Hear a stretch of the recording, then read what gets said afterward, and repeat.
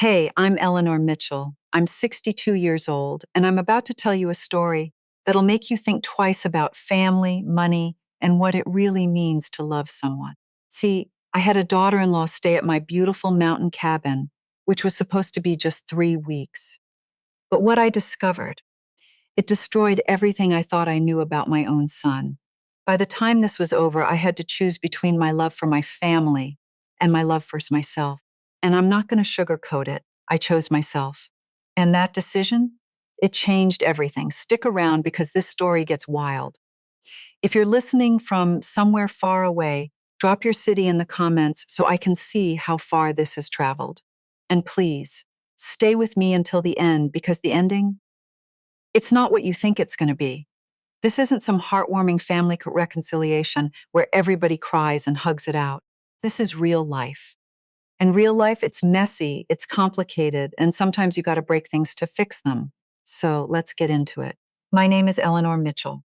I'm 62 years old, and I'm sitting in my townhouse in Charlotte, North Carolina, thinking about things that don't really deserve this much attention.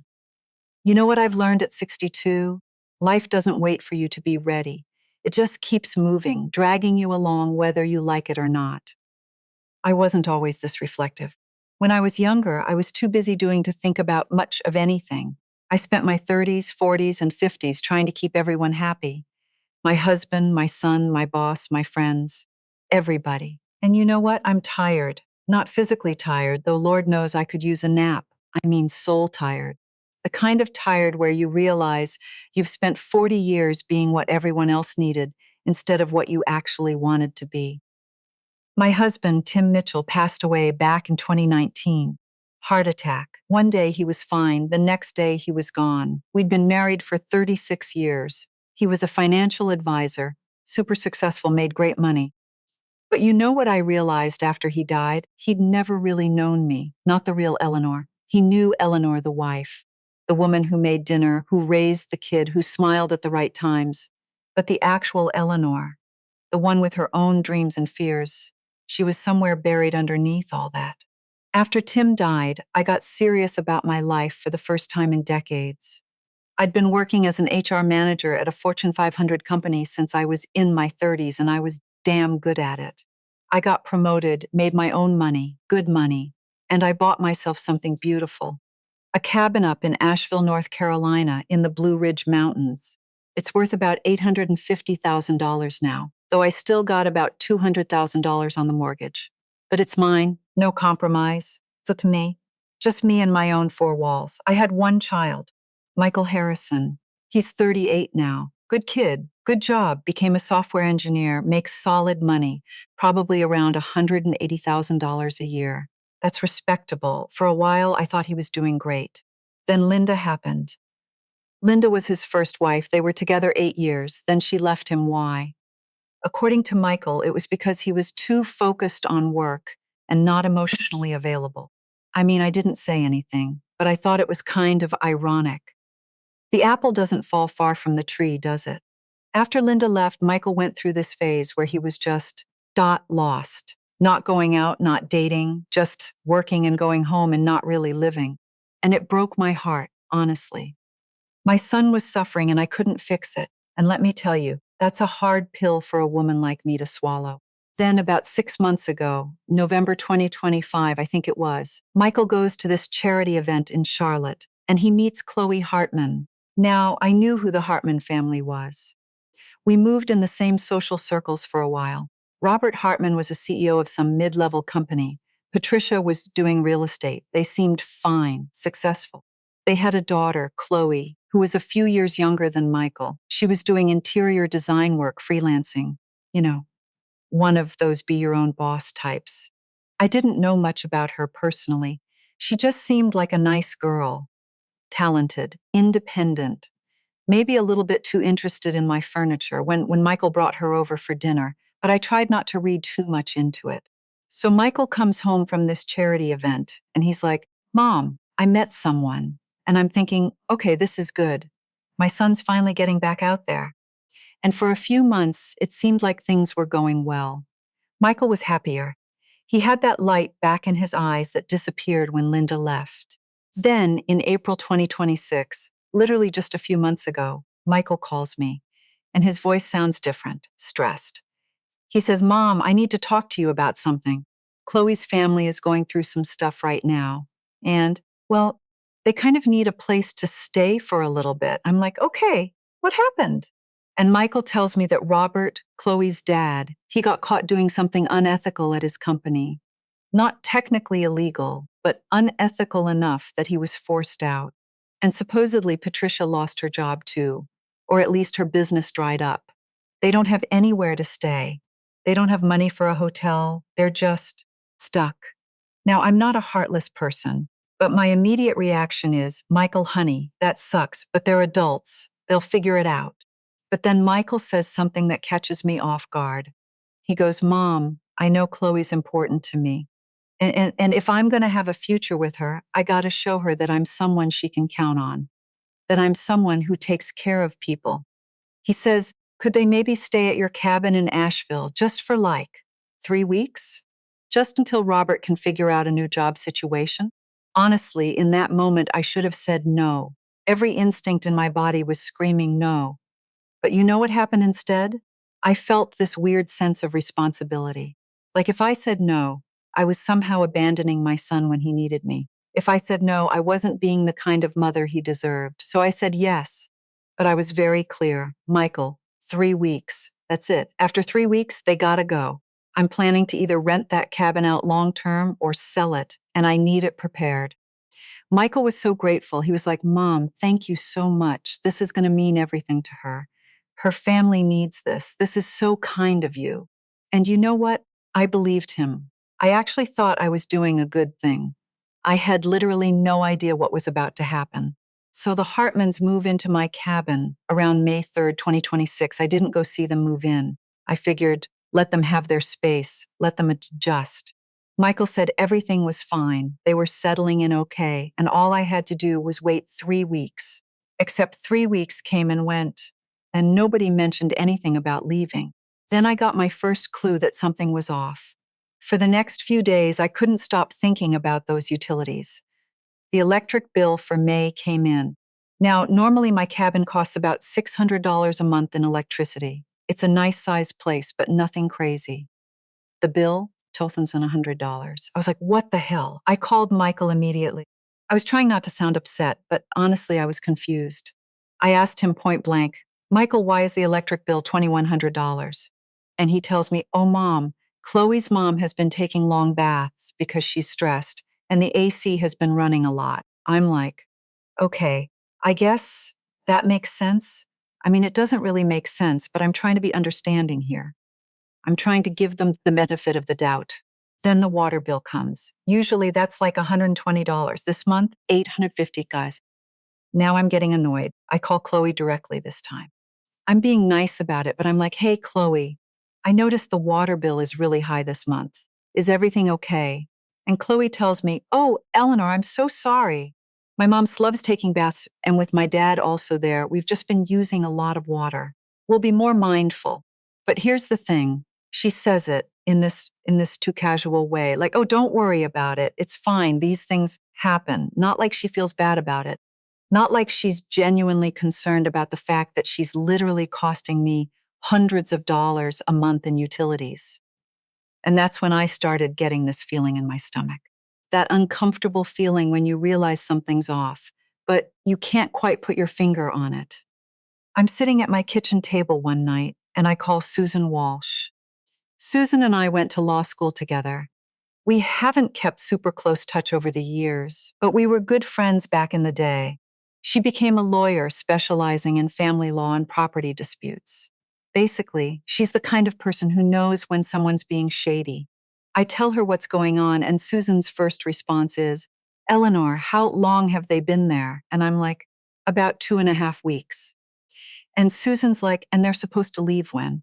Well, I said 3 weeks total. Susan goes quiet for a second. Then she goes, Eleanor, you need to be very careful here. You need to understand tenant rights. Depending on your state, if someone lives somewhere for more than a certain amount of time, they become a legal tenant. And once they're a tenant, you can't just kick them out. You got to go through eviction proceedings. And I'm like, Susan, they're family. And she's like, Eleanor, are they family? Or are they people you're being nice to? That question stuck with me. On May 15th, I decided I was going to drive up to the cabin myself and just check on things, see what was actually going on. It's about a 90-minute drive from Charlotte to Asheville. I drove up alone, didn't tell Michael I was coming. When I pulled up to the cabin, I immediately noticed something. There were 3 cars in the driveway. I only expected 2, Michael's car and Chloe's.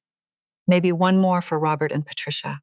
But 3. I unlock the front door with my key. The first thing I hear is noise, voices, laughter, music playing. The second thing I smell is not great. Stale food and unwashed clothes. I walk into the living room. Oh my God, there are 6 people in my cabin. 6. I'm seeing Robert and Patricia, obviously, Michael and Chloe. But there are also 2 other men that I've never seen before in my life. They're watching TV, eating chips off my heirloom cherry wood coffee table, a table that's been in my family for 3 generations. There's grease all over it. And when they see me, they don't even really react, like, oh, hey, Eleanor's here. They just keep doing what they're doing. Patricia sees me and she's like, oh, Eleanor, nice to see you. Like, I'm just dropping by for a casual visit. Not like I'm the person who owns this place and is discovering that it's been completely taken over. I'm trying to keep my composure. I'm trying not to just lose it right then and there. I ask Michael to step outside with me. When we're outside, I ask him calmly, who are those 2 men inside? Michael's like, oh, those are some of Dad's cousins. They're just visiting for a few days. A few days? Yeah, they came down from Virginia. I take a deep breath. I ask him, Michael, when is Chloe's family leaving? And Michael looks at me like he's nervous. And he goes, well, Mom, about Dad. I mean, Robert, he's been having trouble finding a job. And Mom, Patricia, she had some business stuff fall through. So they're thinking maybe they need to stay a little bit longer. How much longer? Maybe like another month or 2. I literally feel the blood drain from my face. Michael, we agreed 3 weeks. I know, Mom, but no, but they leave. Next Friday, that's over 3 weeks. But I don't really believe that's going to happen. And honestly, looking back, I don't think Michael believed that either. I went inside and did a quick walkthrough. The kitchen is a disaster. Dishes everywhere, food waste piled up, the smell of something rotting in the trash. My bedroom, someone's been using it. Clothes on the bed, toiletries in the bathroom. The guest bedrooms, all occupied, laundry everywhere. I don't say anything. I don't yell. I don't even really express how I'm feeling. I just absorb it. And then I leave. On the drive home, I'm running through everything in my head. And I'm thinking about what Susan said. Are they family or are they people you're being nice to? Because here's the thing, they're not family. They're people I've known for like 2 months, and they're completely walking all over me. And the worst part? My own son is letting them. The next morning, May 17th, I'm at work, sitting in my office. I'm supposed to be focusing on employee evaluations and compensation planning, but I can't focus on anything except the fact that my son has basically handed over my party to complete strangers. Michael calls me around 11 a.m. His voice sounds weird, nervous about something. He's like, Mom, can we talk tonight? Like in person? I think we should probably clear some things up. And I know immediately that this conversation is going to be bad. So I say yes. I tell him to come over around 6 p.m. That whole day at work, I'm just sitting there thinking, and I'm getting more and more angry. But it's not hot anger, you know? It's not the kind where you're yelling and screaming. It's cold anger, the kind where you're just calculating. You're thinking about what you're going to do. You're already 3 steps ahead. Michael arrives around 6:30. He looks rough, like he hasn't slept in days. His eyes are red. He's lost weight. He's wearing the same hoodie he wore 5 years ago. We sit down at my kitchen table, the same table where he did homework as a kid, and I'm waiting for him to talk, but he doesn't. He just sits there for like 30 seconds, not saying anything, just looking at his hands. Finally, I'm like, Michael, what's going on? And he takes this really deep breath. And he tells me that Chloe's company, the interior design business, didn't just struggle, it collapsed, like completely went under. He says this happened back in May, but he found out about it in March. March. So basically, he's known for like 2 months that Chloe was about to lose her business, and he never told me. And then he tells me something that really gets me. He tells me that he's been giving Chloe money, like a lot of money, $40,000 to be exact. He took it out of his personal savings and just gave it to her. I'm like, Michael, what did you just say? I gave her $40,000, Mom. I was trying to help her restart her business. And where is this money now? I don't. I don't actually know, Mom. She said she was going to use it for equipment and marketing and stuff, but I haven't really followed up on it. I'm sitting there looking at my son, and I'm realizing something. This isn't about him trying to help someone he loves. This is about him being manipulated. This is about him being so desperate to have someone love him after Linda left that he's willing to just give away money to a woman he's been dating for 6 months. And I can hear it in his voice when he talks about Chloe. He says things like, she said that if I helped her, we could start over together. And she said she needed me to believe in her. This is textbook manipulation, and my son is too blind to see it. I ask him, Michael, did you get any paperwork, like a loan agreement or anything? Any way to track where this money went? And he's like, no, Mom, it was just, I gave it to her. And she said she'd pay me back once the business got going again. I stand up. I'm trying to keep my cool, but I'm literally vibrating with anger at this point. I go into my office. I've got a home office where I do work stuff sometimes, and I pull out my laptop. I open my banking app. I look at my account. I've got about $150,000 in my main savings account. It's not a fortune, but it's meant to be my retirement backup. I've got another $200,000 in retirement accounts that I can't touch without penalties. And I've got some investments. All of this money is earmarked for my future, my golden years, my retirement. But I also have something else. I have a joint savings account that I set up for Michael and my future grandkids when Michael was born. It's got $60,000 in it. It was meant to be a down payment for Michael's first house with his eventual family. Michael's got signatory power on the account, meaning he can access it, but technically, I own it. I'm the principal. I've been adding to it his entire life. Every birthday, every Christmas, I'd throw a little money in there. It was my ways of saying, I believe in your future. I believe you're going to do great things. Looking at that $60,000 now, I'm thinking about what Susan said. She said, Eleanor, once they get comfortable using your resources, they're going to keep using them, and they're going to get creative about it. I'm thinking about the fact that Michael has already given $40,000 of his own money to a woman who is clearly using him. And I'm thinking about the fact that I'm about to lose my son to someone who doesn't actually love him. She loves what he can give her. So I make a decision. It's not a decision made in anger, even though I'm angry. It's a decision made in clarity. It's a decision made by someone who's finally realized that if she doesn't act, she's going to lose everything. I walk back to the kitchen where Michael is still sitting, and I tell him what I'm about to do. I tell him that I'm transferring the $60,000 from the joint savings account back to my personal account. I tell him that this money was a gift, conditional on respect and mutual consideration, and he's forfeited that. Michael starts to cry. He's like, Mom, no, please. Chloe and I are supposed to sign a contract on a new house next week. We need that down payment. And I'm like, Michael, a down payment for a house with someone who's already lied to you multiple times? That's not an investment. That's a bankrupt waiting to happen.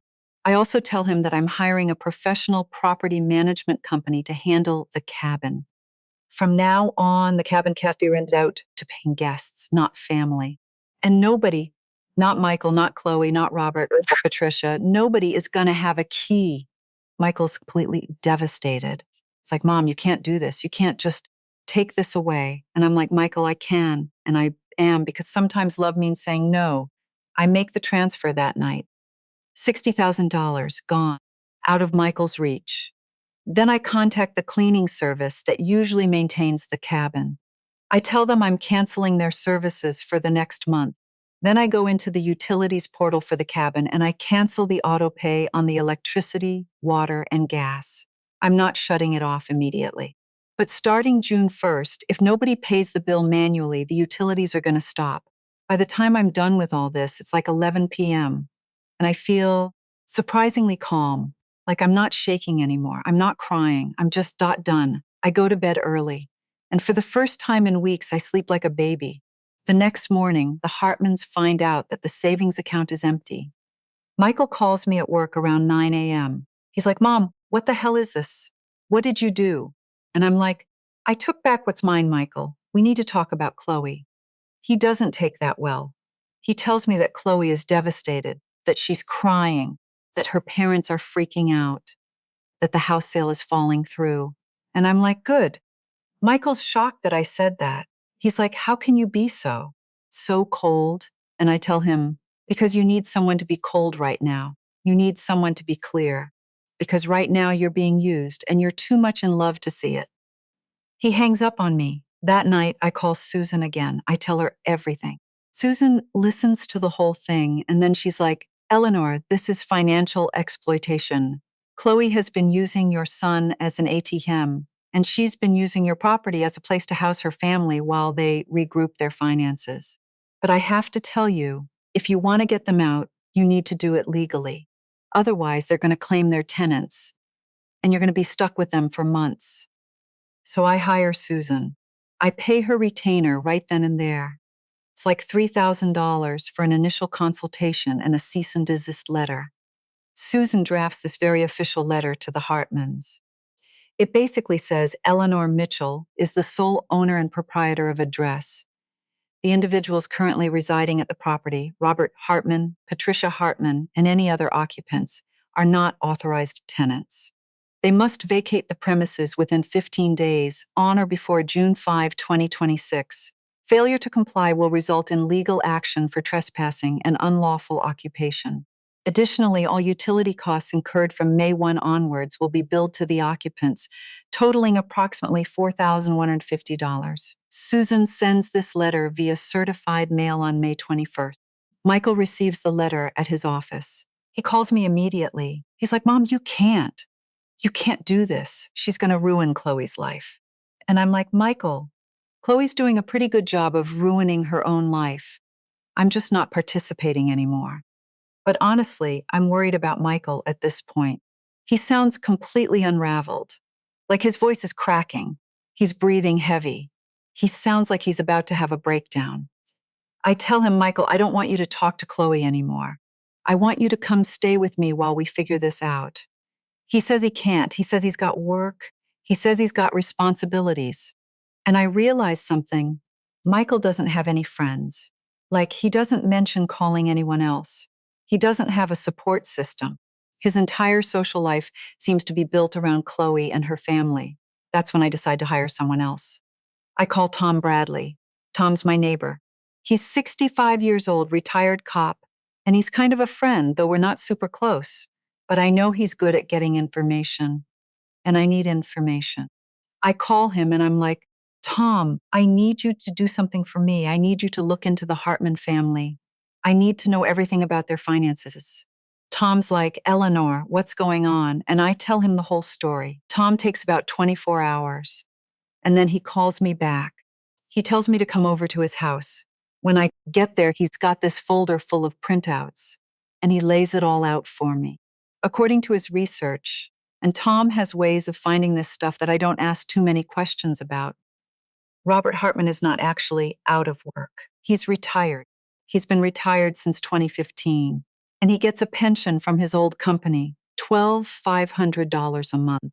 That's $150,000 a year. He's not excellently wealthy, but he's not struggling either. And Patricia, she's not struggling either. She sold 3 properties in the last few months. One in Raleigh for $320,000, one in Durham for $185,000, one in Chapel Hill for $210,000.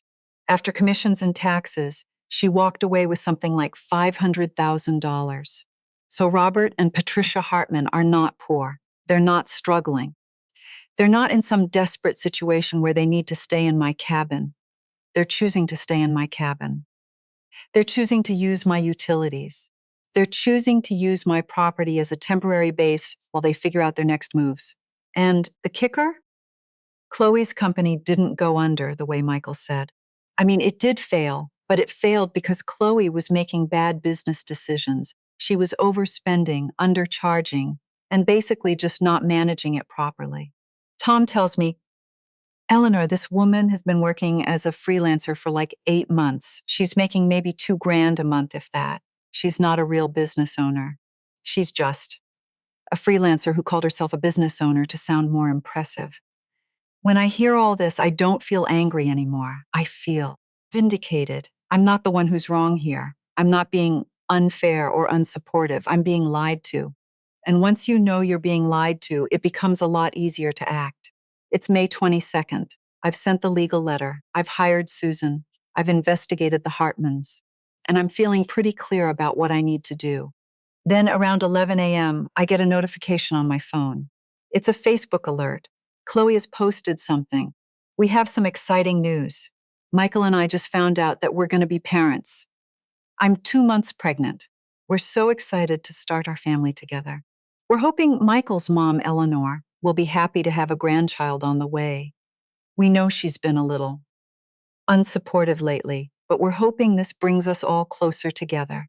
We can't wait to meet our little one. The post has like 300 comments within the first hour. And honestly, it's genius. It's so genius that it actually makes me respect Chloe a little bit in like the most evil way possible. Because now the narrative has completely changed. Now, instead of Chloe is using Michael and Eleanor's property, the narrative is Eleanor is rejecting her son's pregnant girlfriend because she's a heartless woman. I'm getting texts from people, friends, acquaintances, people I haven't talked to in years, asking me if it's true that I'm not supporting Michael's baby. One text from someone I know from tennis club is like, Eleanor, I know Michael and I know he's a good guy. Whatever's going on between you two, your grandchild didn't do anything wrong. I hope you reconsider. I'm like, okay. So this is what she's doing. She's using the pregnancy as a shield, and it's actually working. I call Susan immediately. I'm like, Susan, what do I do? She just posted on Facebook that she's pregnant, and now everyone thinks I'm a monster. And Susan's like, Eleanor, that's a strategic move. It's what we call narrative management. She's trying to reframe the situation so that if she loses, she still wins in the court of public opinion. What do I do? You don't do anything. You don't respond on social media. You don't engage. You let your actions speak for themselves. The truth will come out. But honestly, that's hard to hear when you're getting messages from people saying you're a terrible mother and a worse grandmother. Michael calls me that night. He sounds different. He sounds almost vindicated. He's like, Mom, I saw what Chloe posted about the baby. Yes. Did you know about this? No, Michael, I had no idea. Did you know about this? He's quiet for a moment. And then he's like, I mean, Chloe mentioned something a few weeks ago, but I didn't think it was. I don't know, Mom. She said she was pregnant, but I wasn't sure. We haven't really been using protection, so I guess it makes sense. We haven't been using protection. That's all I need to hear. I realize that not only is my son being financially manipulated, but he's being sexually manipulated too. He's got no protection.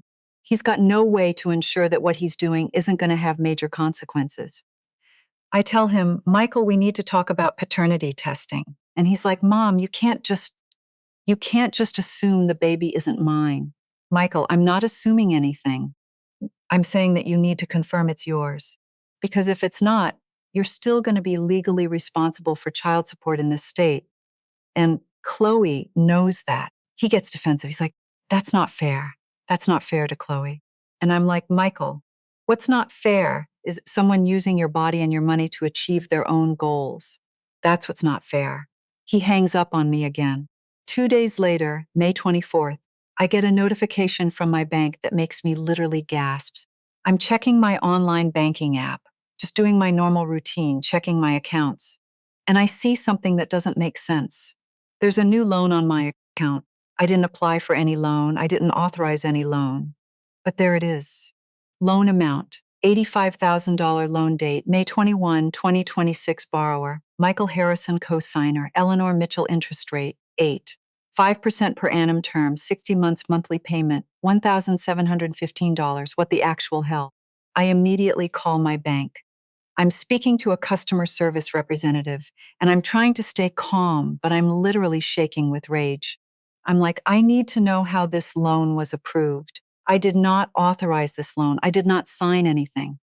The representative puts me on hold for like 5 minutes. When she comes back, she's like, Ms. Mitchell, I'm looking at the loan paperwork here. It shows that Michael Harrison came into the bank on May 21st with someone acting as your representative. They signed the documents on your behalf. Who was the person? According to the paperwork, it was Chloe Hartman. She indicated that she was authorized to sign documents on your behalf. I literally feel like my chest is caving in. That's fraud. That's illegal.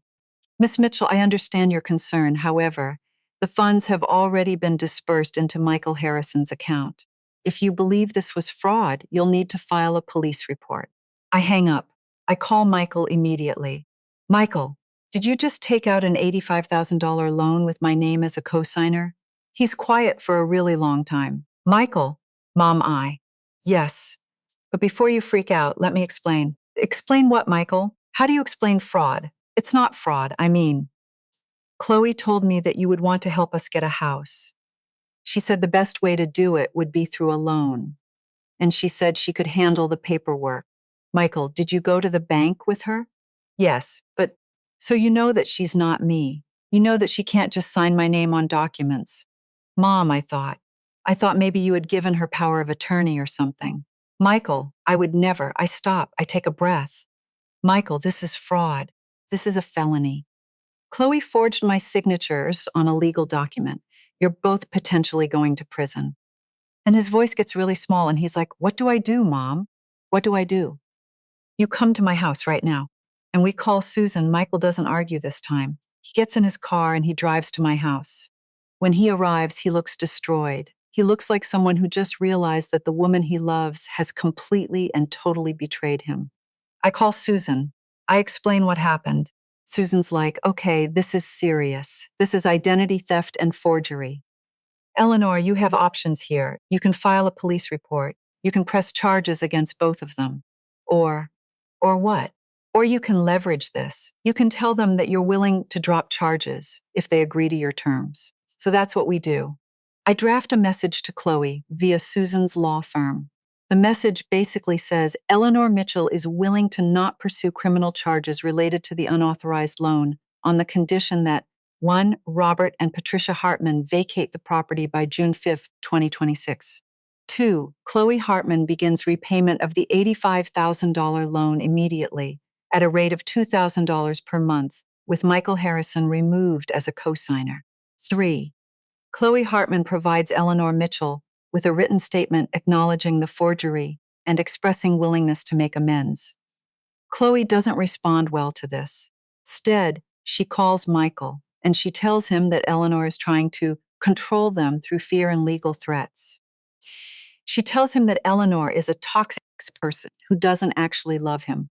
She tells him that if he really loved her, he would protect her from his mother's attacks.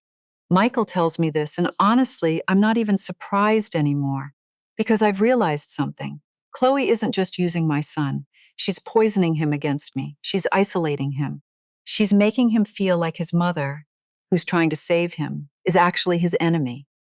And Michael is so desperate to believe that he's in a real relationship with someone who loves him, that he's willing to believe her version of reality instead of the actual truth. So I do something that I should have done a long time ago. I go to the police station and I file a report.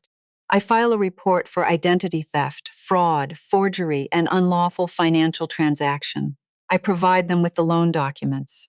I provide them with evidence that I did not authorize the loan. I provide them with everything. The police officer tells me that this is a serious matter. He tells me that both Chloe and Michael could face charges.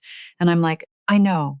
He's like, you understand that your son could go to jail for this? I understand. And you're okay with that? I sit there for a moment. And honestly, I'm not happy about it. But I'm clear about it.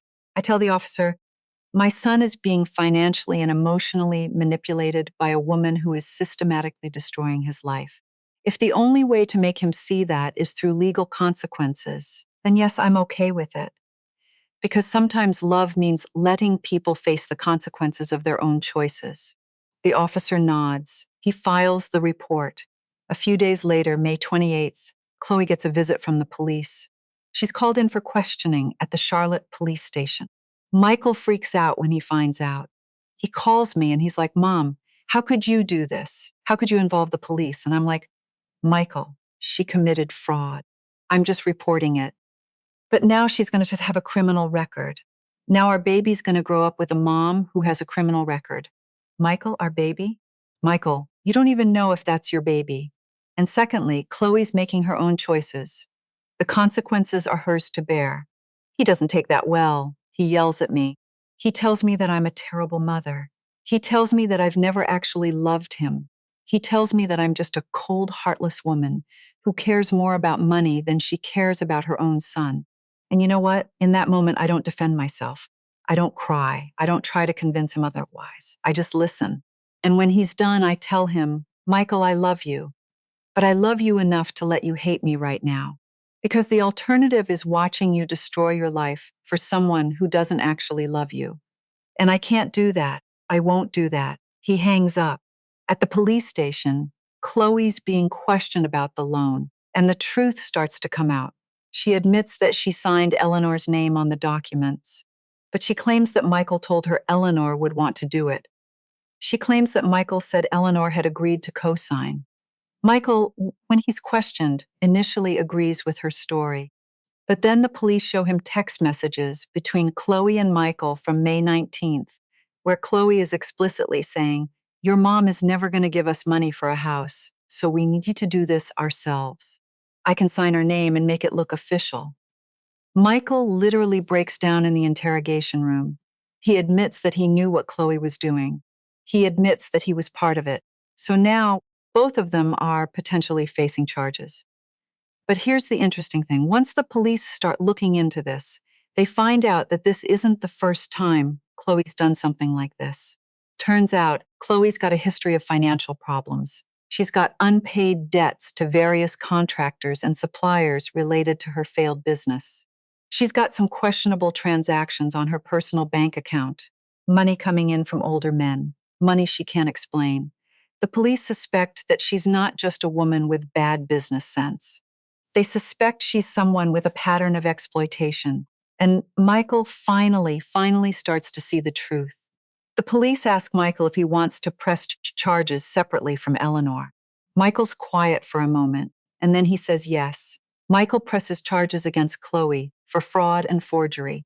Eleanor decides not to press charges, but she's willing to testify. So now Chloe's facing potential jail time. Once the police report goes public, and in a small enough city like Charlotte, these things get around, everything falls apart. First, Michael loses his job, not officially because of the fraud charges, but basically. His company finds out that he was involved in loan fraud and identity theft. And even though it's technically personal stuff, it affects the company's reputation. They do a restructuring, and Michael gets laid off. Michael's devastated. He calls me from a parking lot somewhere, and he's like, Mom, I have nothing. I have no job. I have no house. I have a woman who's going to be convicted of felonies. And now I have a baby coming that I don't even know if it's mine. And for the first time, I hear real clarity in Michael's voice. He's like, I messed up, Mom. I messed up so bad. I tell him, yes, you did, but you can fix it. He asks if he can come stay with me, and I say, yes. Second, the Hartman family situation completely unravels.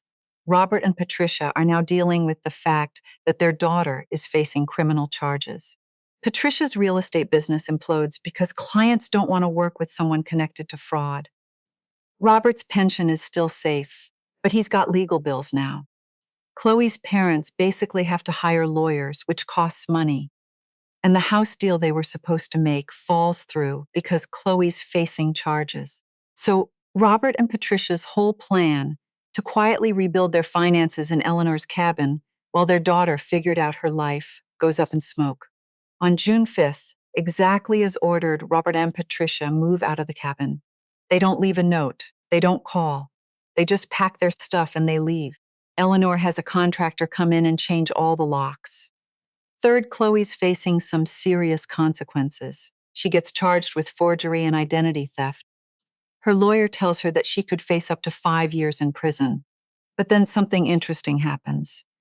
Chloe's lawyer approaches Susan's office with a plea deal. Chloe is willing to plead guilty.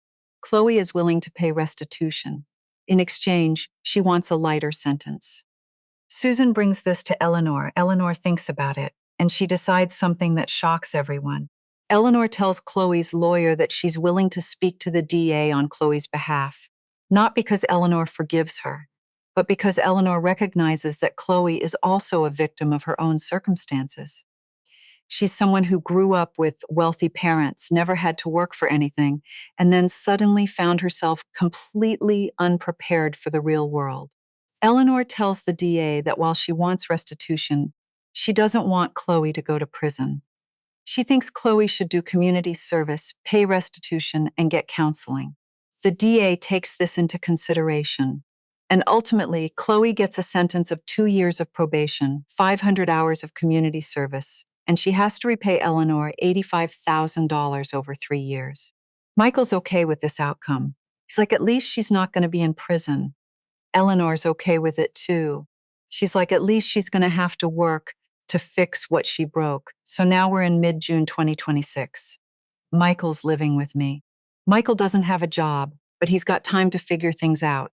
My cabin is being professionally managed and will be rented out to paying guests.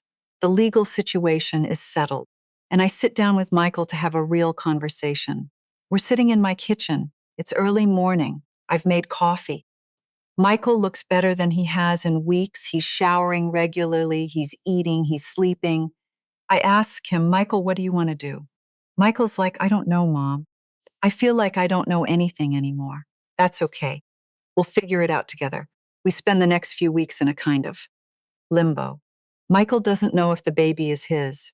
Chloe's starting her community service. Robert and Patricia are quietly dealing with their own stuff.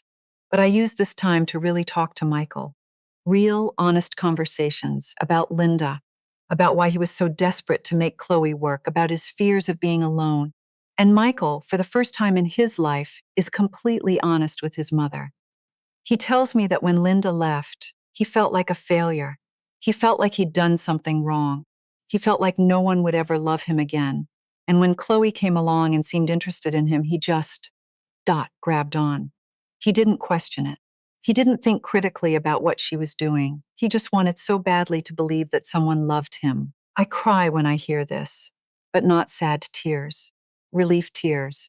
Because finally, my son is being honest. I tell him, Michael, I love you. Even when you're making terrible decisions, even when you're lying to me, I love you. And I'm never going to stop loving you. But I can't love you for you.